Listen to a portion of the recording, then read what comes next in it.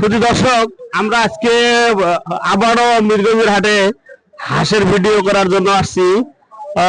এই মুরব্বী চাচা দেখি একটা হাঁস বিক্রি করলো। চাচা আসসালামু আলাইকুম। ওয়ালাইকুম আসসালাম। চাচা ওটা কয় টাকা বিক্রি করলেন? এটা 500 ছিলাম বাবা। 500। চাচা মাংস কত করা হইবে? মাংস কেজি 4 হইতে পারে, একটু 1 কেজির বেশি হবে। 500 টাকা। হ্যাঁ 500 টাকা। দাম আজকে একটু চড়া মনে হয় নাকি? হ্যাঁ ভালো হয়। আর যেগুলো গুলো নেড়ে আছে ওগুলো 600 টাকা ধরা রাখা হয়। আজকে পুরা ঢাক। এটা পুরো ঢাস, পুরানা। আচ্ছা, ধন্যবাদ।